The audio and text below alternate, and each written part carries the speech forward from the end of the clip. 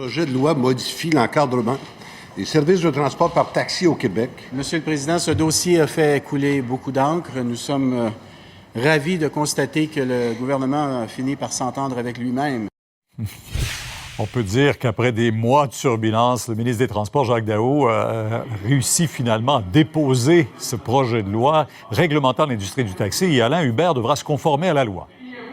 Oui, il n'y aura pas d'échappatoire. Écoutez, Pierre, faire du taxi sans permis une fois que la loi sera adoptée, parce qu'aujourd'hui, c'est la dernière journée pour déposer les projets de loi à l'Assemblée nationale, un individu pourrait devoir payer entre 2 000 et 25 000 pour effectuer du permis sans taxi et des amendes allant de 5 000 à 50 000 pour une entreprise. On peut penser à UberX qui devra se conformer. Le ministre dit également qu'on va ajouter de nouveaux permis. Il y en a actuellement 8 500 en circulation. On va réduire également le nombre de secteurs, c'est-à-dire revoir la carte des secteurs où on effectue du taxi. Les entreprises devront obligatoirement offrir le paiement électronique. On va faire une révision des tarifs modulés en fonction du jour et du soir et des endroits où les gens font du taxi. Les chauffeurs devront suivre une formation. Il y a une hausse également des amendes, des suspensions de permis de conduire et des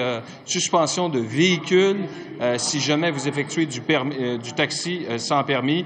Et le bureau de taxi de Montréal pourra saisir des véhicules. C'est un projet de loi qui est quand même assez sévère. Évidemment, on entre dans une période de consultation. Le gouvernement aimerait bien que ce soit adopté l'automne prochain. On a bien hâte d'entendre ce que Hubert aura à dire là-dessus, mais entre-temps, les porte-paroles de l'industrie du taxi ont parlé.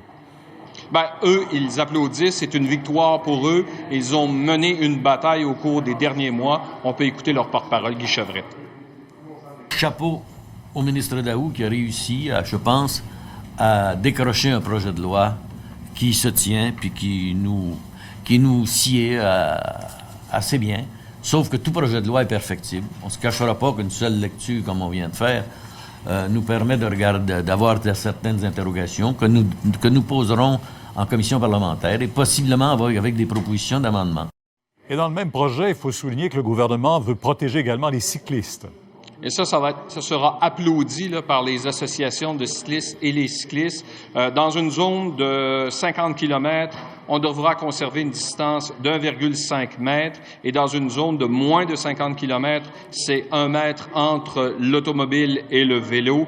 Également, la fameuse notion de portière. Si vous ouvrez votre portière et que vous ne regardez pas s'il y a des vélos qui s'en viennent, vous vous exposez à des amendes variant de 200 à 300 $. Merci beaucoup, Alain.